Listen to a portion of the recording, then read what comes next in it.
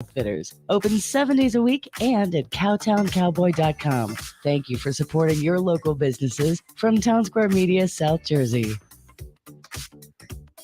South Jersey's play-by-play home for the Eagles, Touchdown! Sixers, and Flyers. He scored! 97.3 ESPN, WENJ, WENJ HD Millville, Atlantic City, a Town Square media station. This is Game Night with Josh Hennig on 97.3 ESPN and the free mobile app. Now, live from the Matt Black Kia Studios. What a move! Here's Josh Hennig. Tuesday edition of Game Night here on 97.3, and the Stanley Cup Finals have gotten interesting. Phillies back in action tonight. And, of course, the latest NFL and NBA news. We'll get through it all this hour here on 97.3 ESPN FM. Plus, your chance to win a 4-pack of tickets to the Atlantic City Seafood and Music Festival at Atlantic City's Bader Field. I'll tell you a little bit more about how you can win a 4-pack of tickets thanks to 97.3 ESPN FM and the 97.3 ESPN mobile app powered by First Bank of Seattle City. So we'll get to all of that in just a bit. Plus, your text messages at 609-403-0973 is the text board. And you also can DM the show through the 97.3 ESPN mobile app powered by First Bank of Seattle City. We will start with the Phillies stuff because we're going to get more in hockey a little bit later this hour. Scott Laughlin from SiriusXM NHL Radio will join us coming up around 6:20 today. We'll get into him with his thoughts on John Tortorella being the new Flyers coach, what it means for the Flyers offseason. Plus, Stanley Cup Finals are now 2-1 after the Lightning got their win last night. And I want to ask Scott his opinion because I've heard some interesting reasons for why the Lightning have now lost 2 straight series. They're down 2-0 in 2 straight series, and then they come back and win game 3 at home.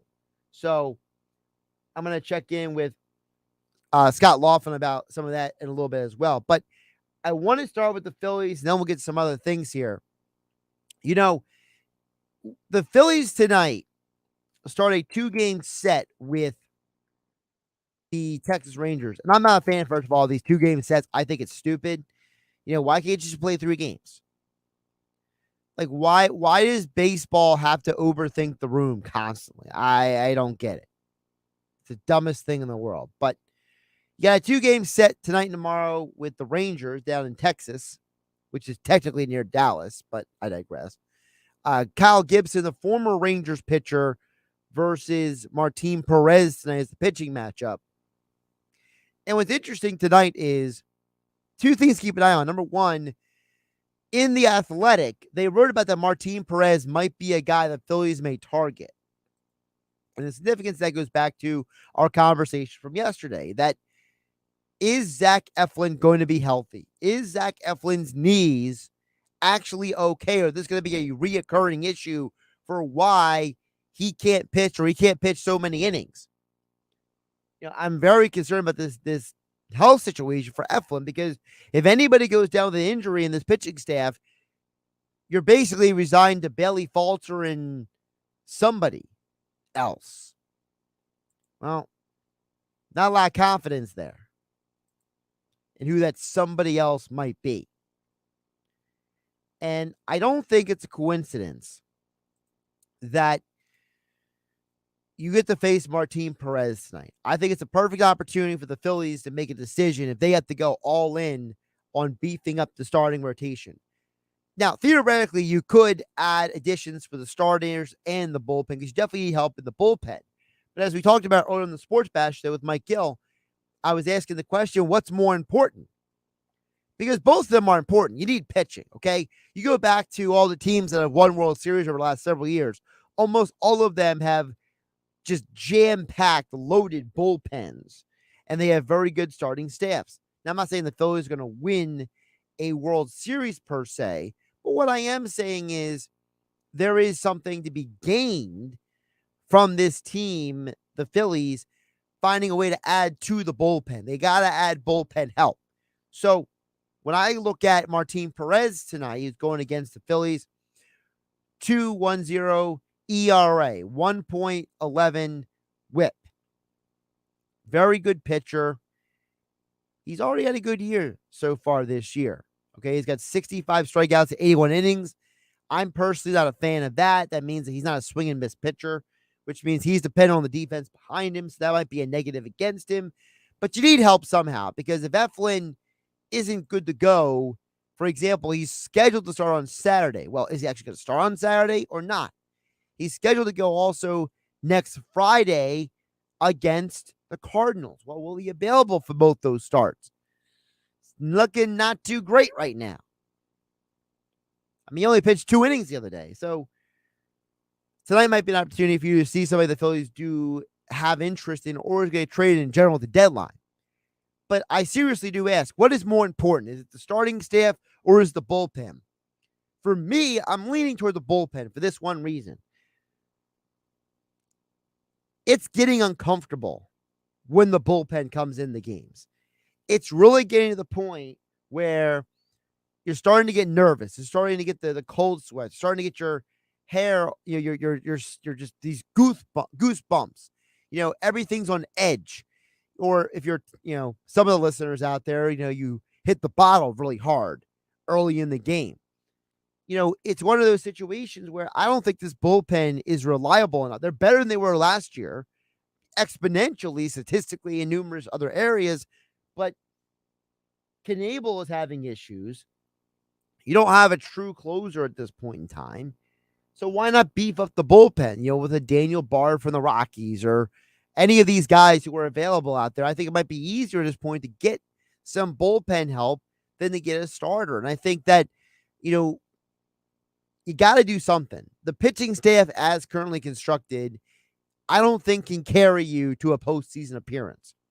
But I think if you address a couple of the needs, you maybe grab one starter, one reliever, or 2 relievers, or whatever you can do, I think that would at least make me feel a little more comfortable with the Phillies moving forward. Because between Eflin not being healthy and who knows if somebody else may or may not have an injury at some point, Bailey Falter being the emergency pitcher isn't leaving you with a lot of confidence.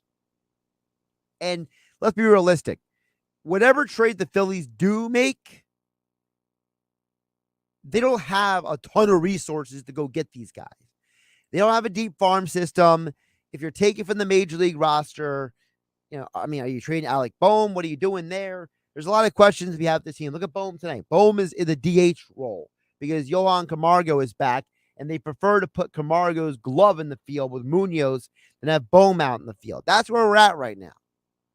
So, do you trade Boehm? Do you consider moving him?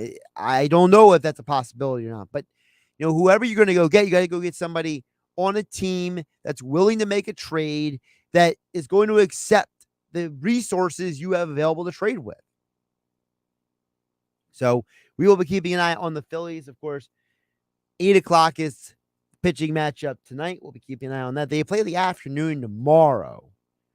So it's, 4 o'clock? Yeah, 4 o'clock tomorrow, 8 o'clock tonight. And then they head right out to San Diego for the 4-game set versus the Padres, which can be very important series because you're after the Texas series right now, the 2-game set tonight and tomorrow.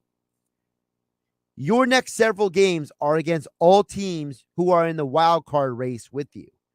The Padres, the Braves, and the Cardinals. So Philly's still in a very interesting stretch of games to keep an eye on. Of course, we will keep you covering all here on 97.3 ESPN FM, the 97.3 ESPN mobile app. You can text in at 609-403-0973 on the text board, and you can DM the show through the 97.3 ESPN mobile app powered by First Bank CLC. Speaking of the 97.3 ESPN mobile app. So I have 4 4-packs for you to go to the Atlantic City Seafood and Music Festival at Atlantic City's Bader Field. Now, You can either get tickets to Saturday or Sunday. It's on you to let me know what you prefer. So here's how it works. This Saturday and Sunday is Atlantic City Seafood and Music Festival. And there's something for everyone this weekend. I mean, kids can go out there and play games. There's rides, face painting.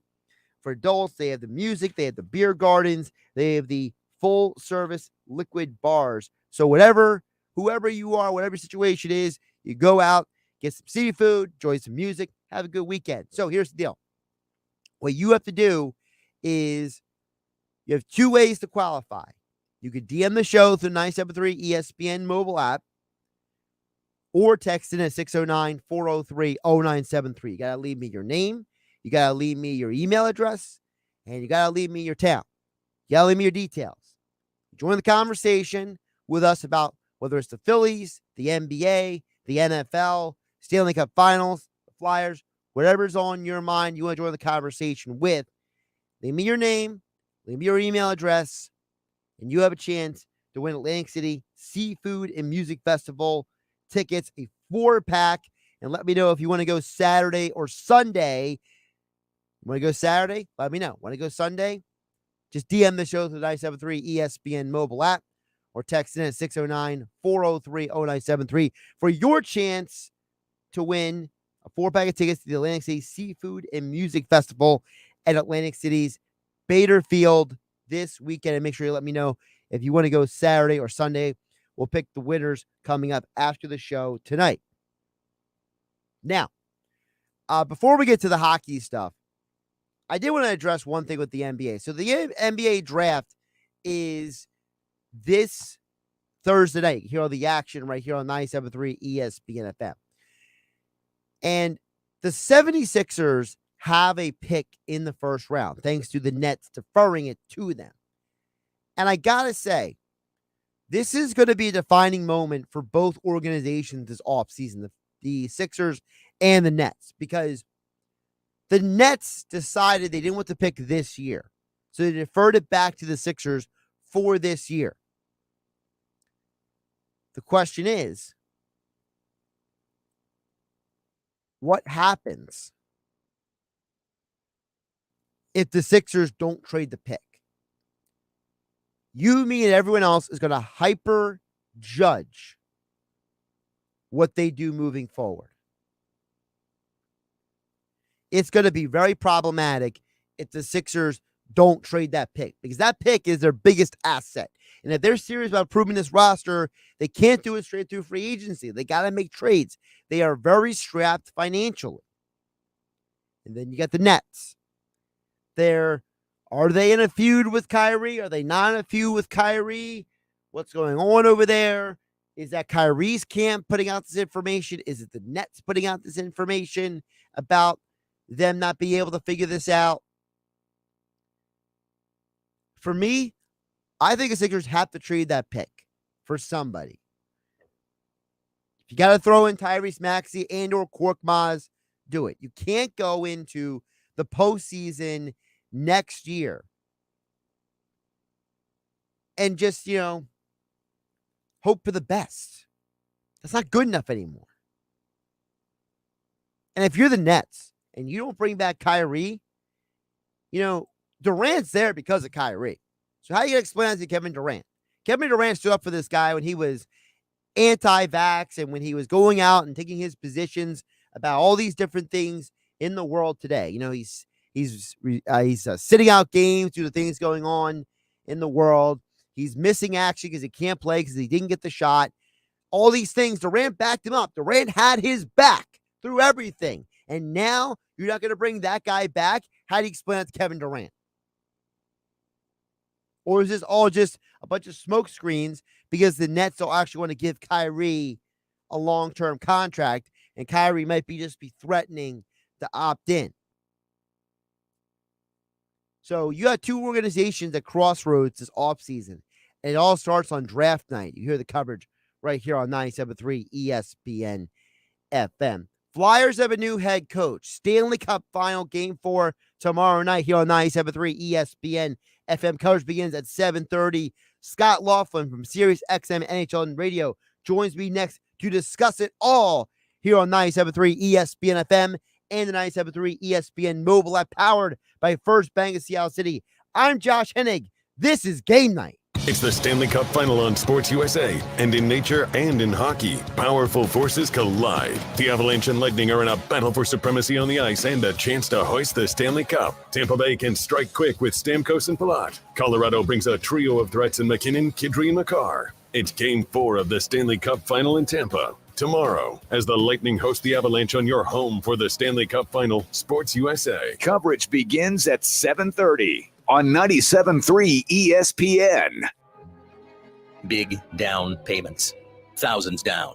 We interviewed the victims. Tell us what happened, ma'am. Well, I says to myself, go to the all-new Springfield Mitsubishi, Atlantic City. Every vehicle's just one dime down. And then?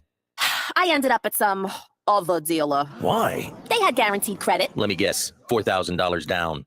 Yeah, $4,000. Next time, go to Springfield Mitsubishi of Atlantic City. Springfield Mitsubishi knows it's a crime to pay more than a dime. Every vehicle, one dime down. But my credit stinks. Just ask for credit amnesty. If you bring home $350 a week, you could get up to $25,000 in credit. It's a crime to pay more than a dime. Every vehicle, one dime down. At the all-new Springfield Mitsubishi, Atlantic City. In Pleasantville. Springfield Mitsubishi AC.com. Springfield Mitsubishi AC.com.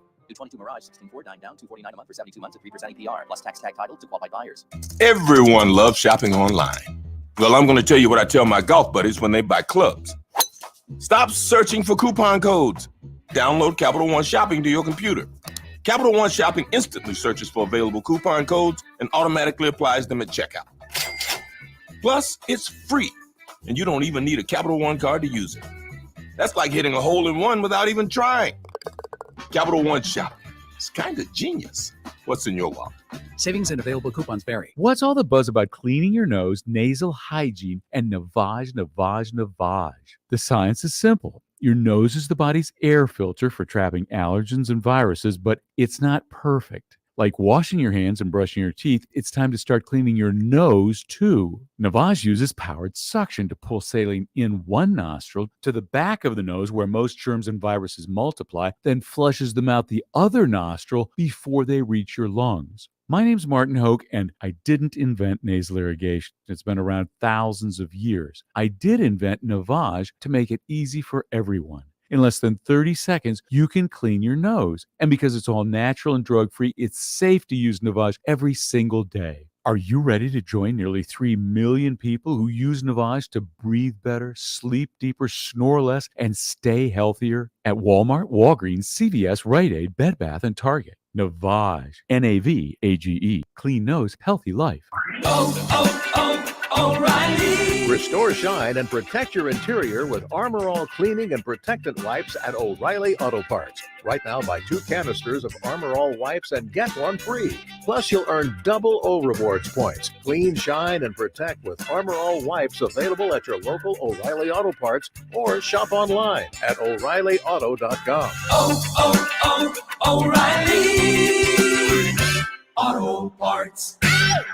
TracFone Wireless knows that everyone needs an endless amount of data, so why pay for it? Get unlimited talk and text with 8 gigabytes of high-speed data for just $40 a month. With unlimited carryover data, so you keep what you don't use. On America's largest and most dependable networks with nationwide 5G. Get high-quality smartphones at a great price. Just the data you need at the price you want. Learn more at TracFone.com today. TracFone Wireless, now you're in control. Available at major retailers. 5G compatible device required. Actual availability, coverage, and speed may vary. See terms and conditions at TracFone.com. With GMF financing, approved credit excludes Corvette and prior sales. There's big news just announced from Bennett Chevy in Egg Harbor Township. Bennett's got huge savings on every new Chevy in stock. And right now, this is huge. Bennett's paying a record-breaking minimum $10,000 for any trade, running or not. That's at least $10,000 towards any pre-owned vehicle in stock. And we're loaded with them, so we're having a pre-owned liquidation. Hurry in for a minimum $10,000 for even the worst trade. And just think how much more you'll get for a good quality trade. As for new Chevys, unlike other dealers, Bennett's not selling over a factory sticker. cheaper. Plus, there's 0% available financing. Stuck in a lease? We can get you out early, any make, any model, and we'll buy your vehicle even if you don't buy one of ours. Stop in for a quick quote. Never any pressure, never any obligation, because our non-commissioned sales staff is paid on your satisfaction, not how much you spend.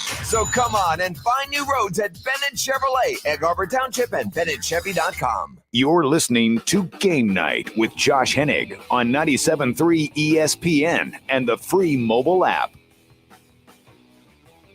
Keep the messages coming in. Your chance to win a 4-pack of tickets to go see the Atlantic City Seafood and Music Festival at Atlantic City's Bader Field Saturday or Sunday. You can text into the show at 609-403-0973 or DM the show through 97.3 ESPN mobile app powered by First Bank of Seattle City. Leave me your name, leave me your email address. We've got to email you the tickets. You'll get a digital copy of those tickets. And let me know if you want to go Saturday or Sunday. We will be contacting the winners after the show today. The Atlantic City Seafood and Music Festival at Atlantic City's Bader Field this Saturday and Sunday. This weekend, your chance to win a 4-pack. Keep messages coming in. Text board is open, 609-403-0973. You also can DM the show through 97.3 ESPN mobile app powered by First Bank of Seattle City. As you heard last night here on 97.3 ESPN FM, the Tampa Bay Lightning came out there and completely just smashed Colorado last night. Although just a couple days earlier, Colorado smashed Tampa. So what is going on in this series? Well, they go into that, as well as John Tortorella is the new Flyers head coach. Scott Laughlin from SiriusXM NHL Radio is back, and he joins us now here on 97.3 ESPN. Scott, how you doing today? I'm great, Josh. Yourself? I'm doing pretty good. Before we get to the Stanley Cup Final, I do want to get to the Tortorella stuff because there's a lot of people who are excited right now that John Tortorella is the head coach. So I want to get your reaction, someone who covers the entire league. What are your thoughts, someone from the outside looking in, on John Tortorella and the Flyers at this point? Well, I mean, he touched on it, Josh. He's going to work on culture. He's going to work on things off the ice, on the ice, the way things are handled. The accountability will be a lot stronger, I think, with John there behind the bench. And, you know, he's one of the winningest coaches in hockey history for a reason. He is going to provide for some great post-game interactions with the Philadelphia media, as we know. It might not be smooth sailing to begin with for this team, which is still a ways away, as we know, and try to build this all back up. So I think if nothing else, he'll be entertaining. There will be some back and forth with the media, which, as we say, will be interesting. I think as far as on the ice is concerned, the one thing that John's always provided to these situations is structure. I also think that he talked about playing away from the puck and how he wants the team to be better in doing that. I mean, you looked at the Flyers last season, they had the 4th worst goals against average in the league. They gave up an average of 34 shots on goal per night, and that clearly is not going to be good enough to win in today's NHL. So while the team wasn't exactly going to be confused with, you know, the 1975 Flyers in terms of goal scoring, they've got to work on that and find some ways to create more up front. I think first and foremost, though, it's going to start on the back end. He's going to supply some defensive structure and accountability to the situation there in Philadelphia, and I think that he'll work from there. If they can insulate Carter Hart a little bit more, I think the Flyers become better defensively as a team, and I think that could lead to some transition plays going back the other way. So maybe it's twofold. Fix the defense, fix the structure or lack thereof, and I think that maybe opens up things for the team to succeed a little bit more offensively. And clearly, health is going to be something that they're going to cross their fingers on going forward here with Kevin Hayes, obviously, and we know about Ryan Ellis and playing 4 games last season and such. That'll be huge for a team that's not exactly that deep right now. As soon as you mentioned the depth part, that's kind of where I want to go next. And that is, you know, there's a lot of unachieved talent, shall we call it, on this team. You know, I know a lot of people have had a lot of expectations for Ivan Provorov and Travis Konechny and even Carter Hart to an extent. So do you think John Tortorella is the guy who can come in and get the real potential out of these guys? I think so.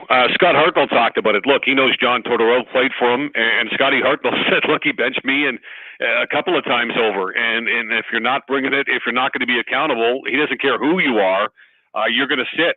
And I think you're right. For some of these guys here, maybe things were getting a little bit stale. Maybe the voice was starting to run hollow a little bit, whether it was AV or Mike Yeo in an interim role. I think that John's voice, obviously, especially when he first gets to a situation, is heard loud and clear. And I think that will help out this Flyers team.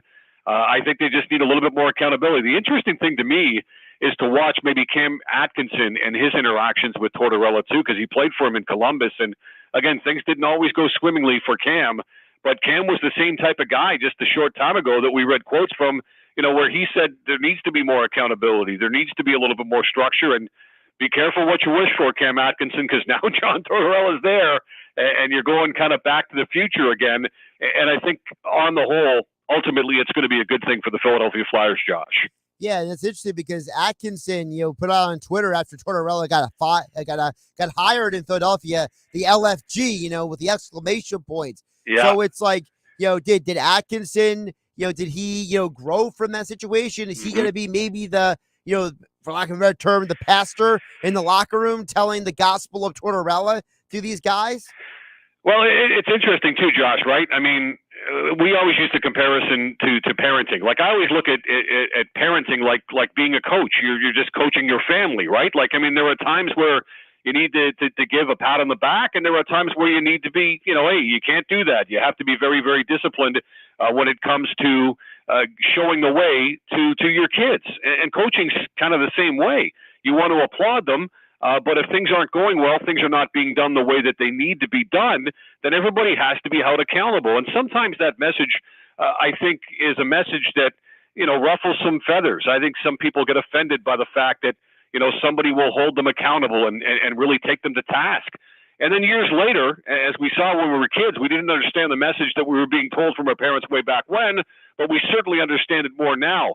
Same thing with coaching and players. I mean, you look at Mike Modano, and what a great player Mike was. Look, he was butting heads at times with Ken Hitchcock way back when, but if he asked Mike today, Mike will tell you and I and everybody out there listening that Hitch made him a much better all-around player. He would not have been the player he eventually turned out to be if not for the tough love that sometimes he received from Ken Hitchcock. Scotty Bowman, same sort of thing, right?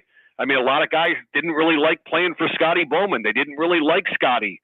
And yet, of course, he led them to great team success wherever he was. He made players better, all-around players. And I think that sometimes you don't understand it in the moment. Years later, when you ask somebody what this coach or this parent meant to them, you certainly understand the message a little bit clearer. Scott Laughlin joining us here on Game Night on 97.3 ESPN FM, the 97.3 ESPN mobile app powered by First Bank, a CLC, SiriusXM NHL radio host. You can follow him on Twitter at LaughlinSXM. Now, the other side of this is, how do you think the Tortorella hire is going to affect the offseason? Because, there's a lot of people watching the Stanley Cup playoffs, and they're like, well, the Flyers aren't as good as the Lightning or the Avs or the Rangers or a lot of these other teams. So does Tortorella, in your mind, dictate the Flyers offseason, or do you think the Flyers, no matter what, are still going to go in the next season a little shorthanded compared to the power teams? Yeah, there's still some work to do, right? Because, again, when we talk about where this team was at defensively and we talk about where they were at offensively, and again, the players that they've lost, some players that still may go. You hear this continued speculation about JVR perhaps being on the way out. Maybe Provorov even could be a candidate to be moved at this stage of his career. We'll have to wait and see on that. But I think that there are going to be changes there, no doubt. Chuck Fletcher was told, of course, when Dave Scott and he had that news conference a couple of months ago, Dave Scott basically saying that, finances are not going to be an issue. If we want to go out there and improve a team in a certain way, we're going to do that. We're going to continue to do that. So it seems like it's more of a retool than a rebuild in Philadelphia. And that, other than the first couple of years when Ron Hextall returned from Los Angeles, I think it's been what the Flyers have always been about, and that is to be competitive, to be a playoff team, to be in the hunt, perhaps make a run along the way. That's kind of where they're at. So to answer your question, Josh, I think there are going to be some serious changes here with this team to this roster. You and I talked about it last time, I think, too, when we talked about Johnny Gaudreau. Well, once we get to July 13th, will they have enough to entice Johnny Gaudreau to quote unquote come home? I think that they will be in the mix. The Devils would be in the mix for obvious reasons as well. But I think that many teams will be in the mix. It's probably going to be the opportunity, and I think it's going to be the term and the money that Johnny Gaudreau can get, whether it's from Philadelphia or somebody else.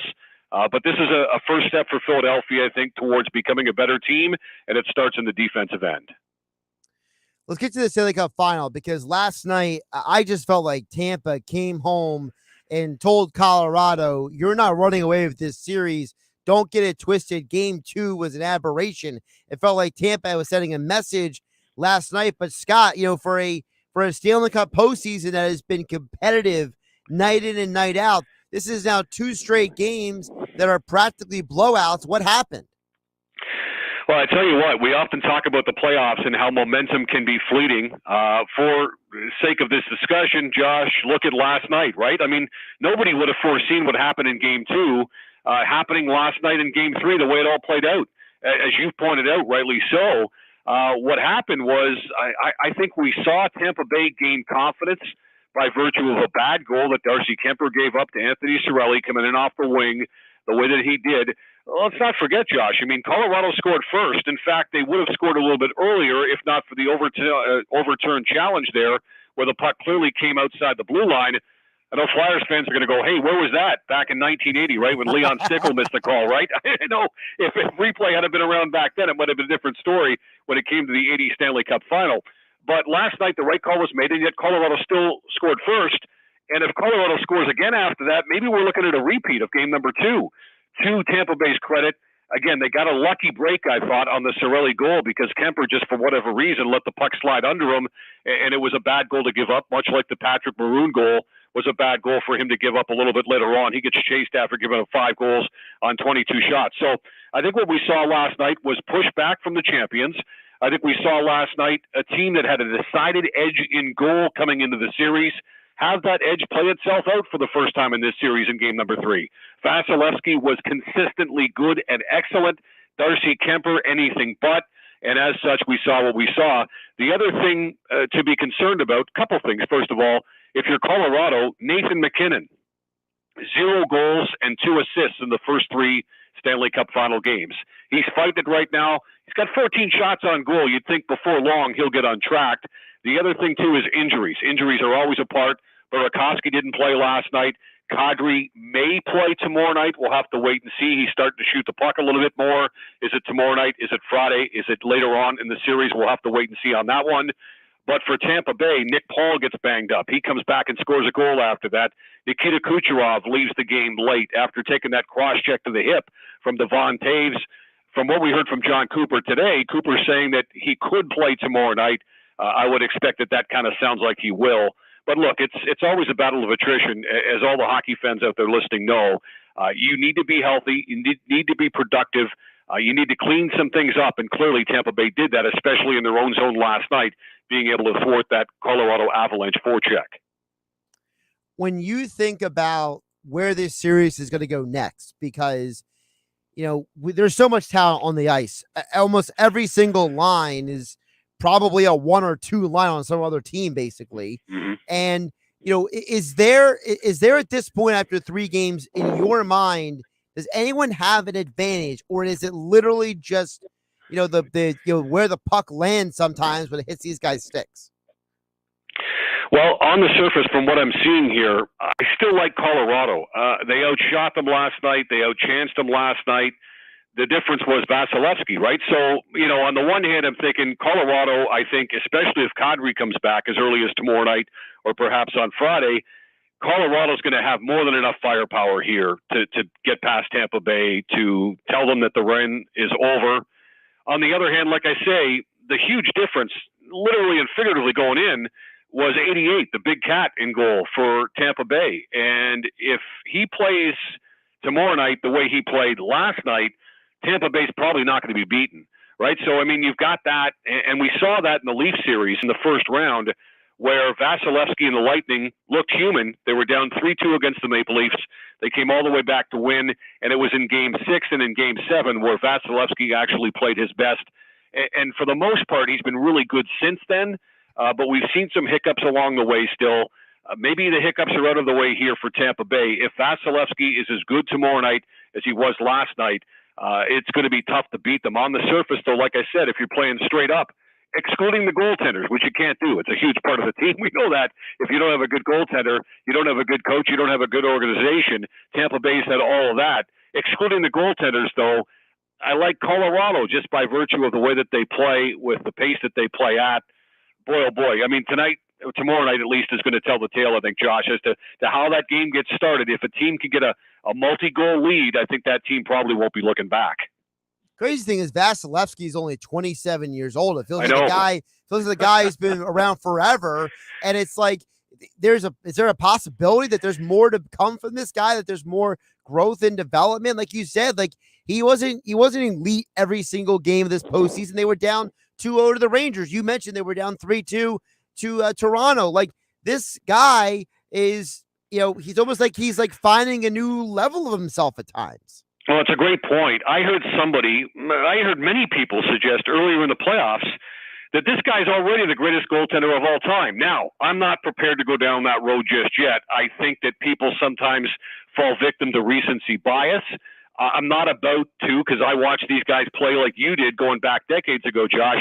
I'm not about to just discount Dominik Hasek or Marty Brodeur or Patrick Roy. I'm not about just to kick them to the curb here because the guy's won a couple of Stanley Cups and has won all these big games.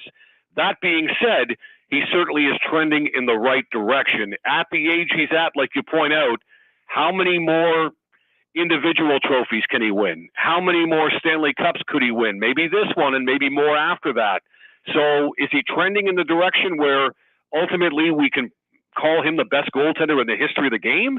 I think he might be. I'm not prepared to do it right now. I still have to see it for a few more years. But boy, he's going to make a strong case for himself when it's all said and done.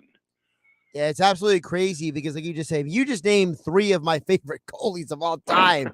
I mean, I was a huge Hasek guy years ago. I mean, I love that guy. So for me, I'm looking at Vasilevsky, and they talked about his flexibility last night in the broadcast, and I'm like, did you guys forget about Hasek? Like that guy was doing splits in the pregame. It was ridiculous. Yeah, we had the same thing happen in and around these parts earlier in the season. I mean, Austin Matthews set a Toronto Maple Leafs record, and he might be rewarded here just past the top of the hour with the Hart Trophy before it's all said and done. Who knows? But everybody was saying, well, this is the greatest individual season that we've ever seen in Leafs history. And I'm thinking, well, the Leafs have been around for 100 years, guys. Right. Like, are we prepared to say that right now? Like, I know we like what we're seeing here, but can you say that through 100 years of a franchise?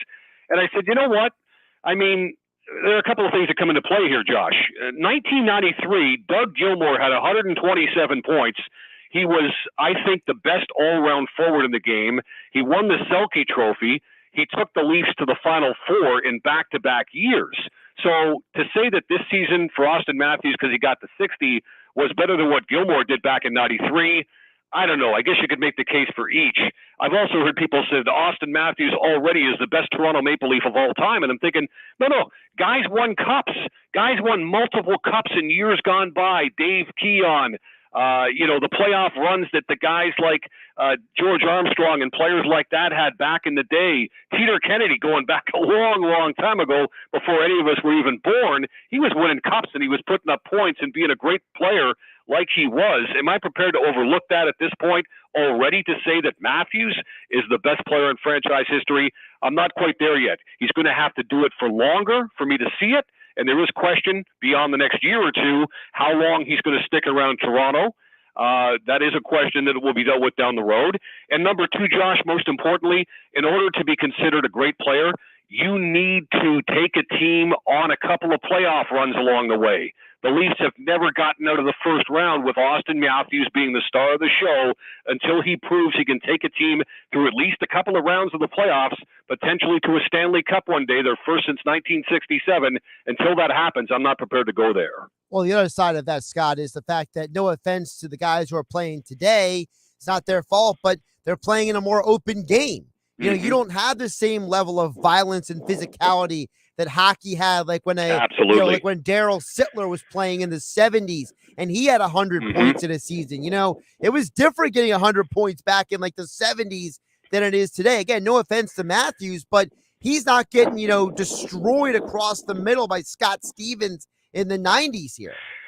No, I agree with you, and I think you could say that across all of professional sports, Josh, right? Like, I know it's tough to compare eras, but if you're an NBA fan and you see what the guys are doing these days, like, number one, the game's all changed, and guys jack up three-pointers, of course, like they're going out of style these days, so it's a completely different game.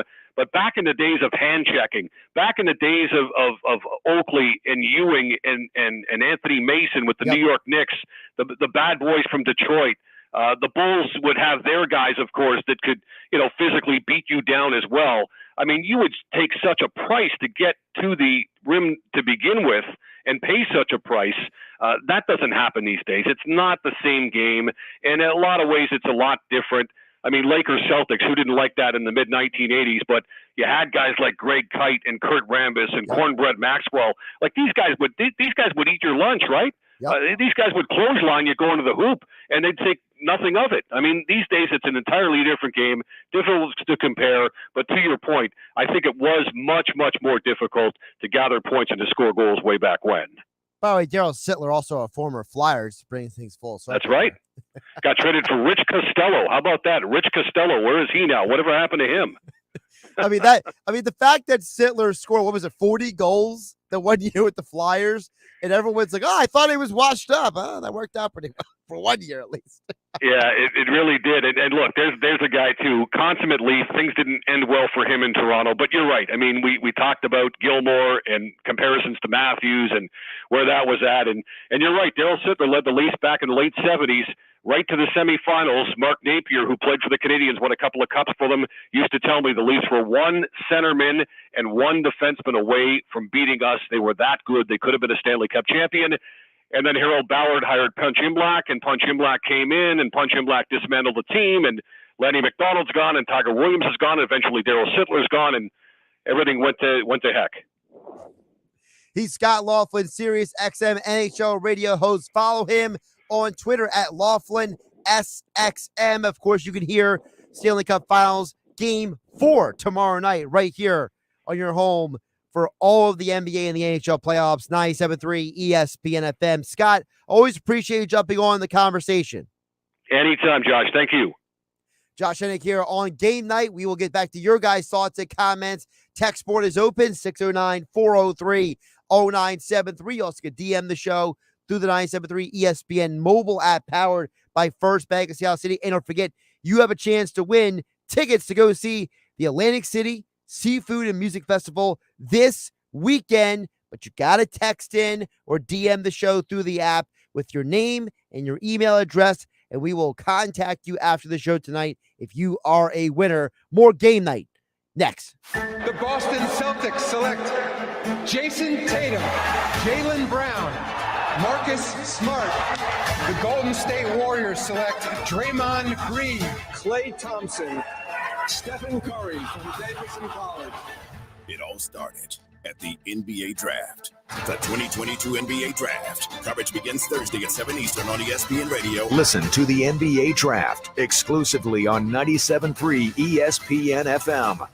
With GMF financing, approved credit excludes Corvette and prior sales. There's big news just announced from Bennett Chevy in Egg Harbor Township. Bennett's got huge savings on every new Chevy in stock. And right now, this is huge. Bennett's paying a record-breaking minimum $10,000 for any trade, running or not. That's at least $10,000 towards any pre-owned vehicle in stock. And we're loaded with them, so we're having a pre-owned liquidation. Hurry in for a minimum $10,000 for even the worst trade. And just think how much more you'll get for a good quality trade. As for new Chevys, unlike other dealers, Bennett's not selling over a factory sticker. Plus, there's 0% available financing. Stuck in a lease? We can get you out early, any make, any model, and we'll buy your vehicle even if you don't buy one of ours. Stop in for a quick quote. Never any pressure, never any obligation, because our non-commissioned sales staff is paid on your satisfaction, not how much you spend. So come on and find new roads at Bennett Chevrolet, Egg Harbor Township, and BennettChevy.com. TracFone Wireless knows that everyone needs an endless amount of data, so why pay for it? Get unlimited talk and text with 8 gigabytes of high-speed data for just $40 a month. With unlimited carryover data, so you keep what you don't use. On America's largest and most dependable networks with nationwide 5G. Get high-quality smartphones at a great price. Just the data you need at the price you want. Learn more at TracFone.com today. TracFone Wireless, now you're in control. Available at major retailers, 5G compatible device required. Actual availability, coverage, and speed may vary. See terms and conditions at TracFone.com. O'Reilly! Stay cool this summer with AC Pro Refrigerant and O'Reilly Auto Parts. Right now, get a $15 O'Reilly Auto Parts gift card after mail-in rebate, plus earn double O Rewards points with the purchase of select AC Pro Refrigerant products. Beat the heat before you hit the road with AC Pro Refrigerant at your local O'Reilly Auto Parts store. O'Reilly Auto Parts. When you're an innovative business, every blinking cursor is an opportunity. What will you do with it? Will you make something better or create something new?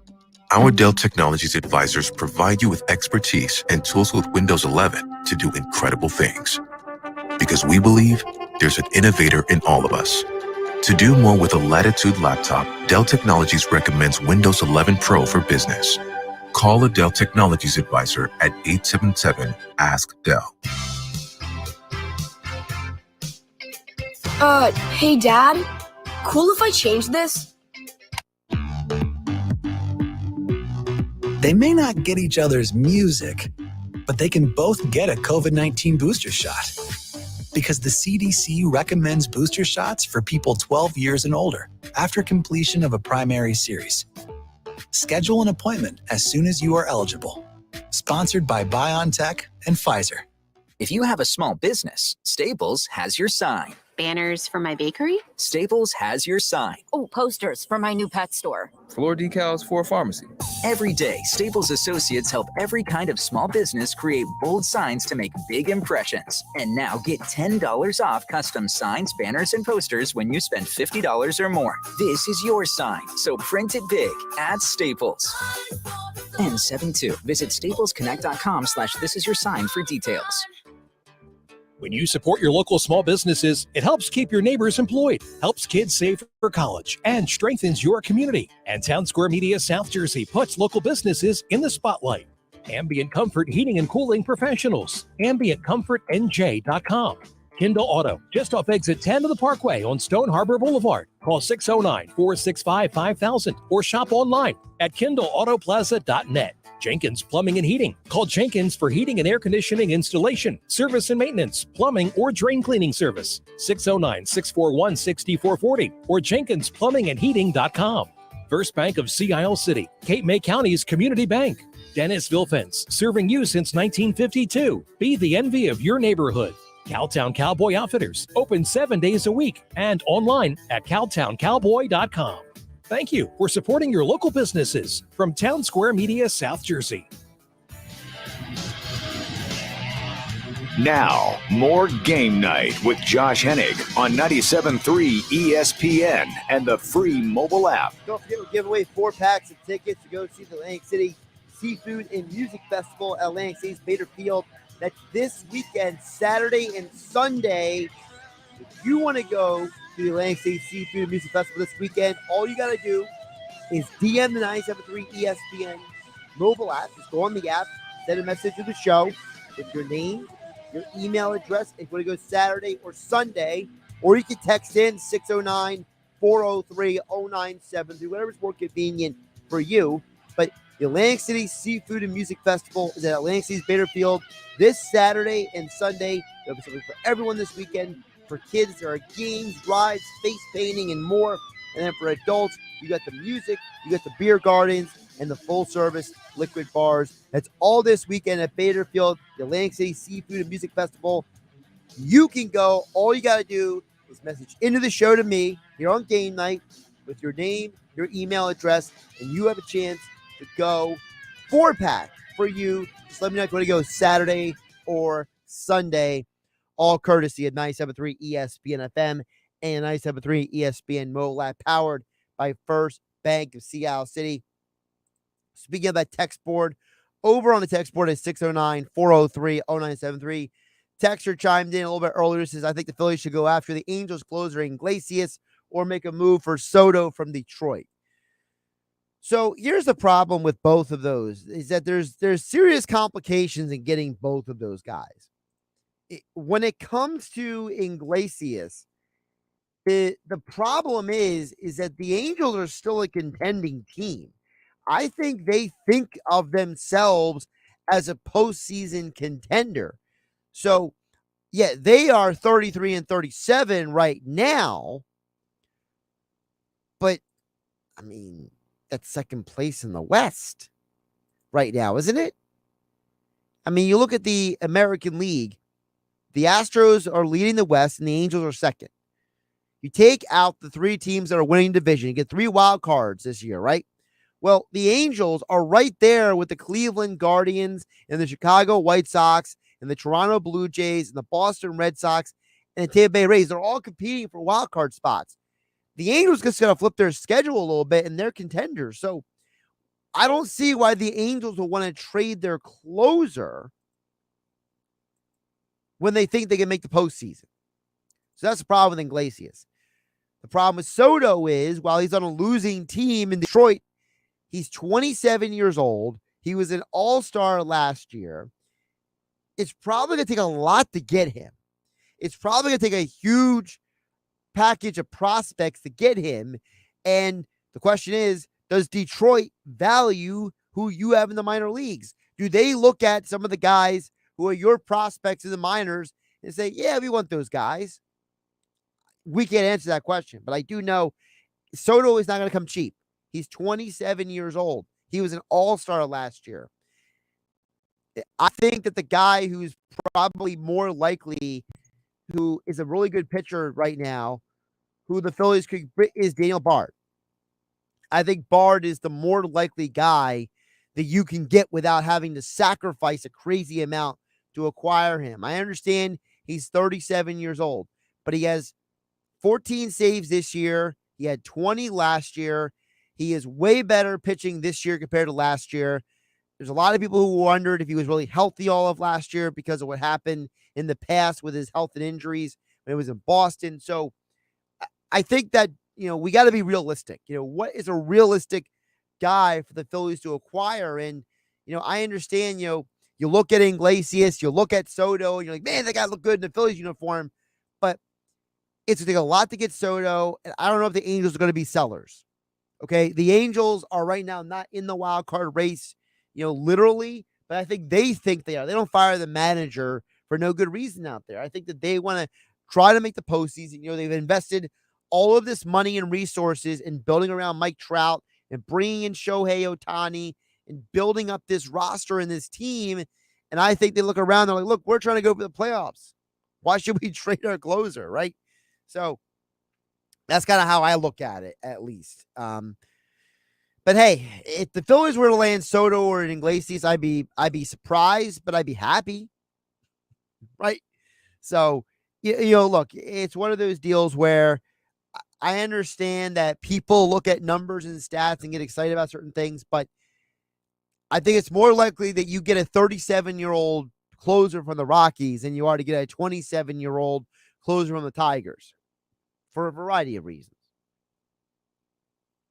You can keep the messages coming in, whether you want to join the conversation at 609-403-0973, DMs through the 973 ESPN mobile app powered by First Bank of Seattle City, or if you want to qualify for your chance to win tickets to go to Atlantic City Seafood and Music Festival this weekend, Atlantic City's Bader Field, Saturday or Sunday, just make sure you text in your name, your email address, as well as if you're going to go Saturday or Sunday for your chance to win. We will contact you after the show tonight on 97.3 ESPN FM. Josh Hennig here on Game Night, hanging out with you. Before we start wrapping up the show and get out of here, I do want to address one more thing before we get out of here on a more serious note. This situation with Deshaun Watson, I think, is turning into a real black eye for the NFL. Today, it was announced that 20 of the 24 women have reached a settlement with Deshaun Watson. And they're going to be, it's going to be supposed to be confidential what their getting in the settlement. And the 4 other women are still going to pursue it, going to court. And this, to me, is an example of where sports does things wrong. As soon as the Texans were named as basically a plaintiff and a co-conspirator in some of these suits, I think the NFL got involved and pressed Deshaun Watson to make a settlement. Maybe part of their agreement was, look, if you reach a settlement with these women, then we won't give you a full year suspension or something. I don't know what the terms of the agreement might be, but the NFL claims in reporting that the settlement and the civil case has nothing to do with how they will punish him. Listen, history does say that. Dante Stallworth was drinking and driving and killed someone, was suspended for an entire year, went to jail for 30 days. Kareem Hunt is on video assaulting people in a hotel in Cleveland, doesn't get arrested, no criminal charges, got suspended for 8 games. The NFL is very inconsistent with their judgments, but this Deshaun Watson thing is probably the ugliest thing the league has had to deal with in a while. Have a great night, everybody.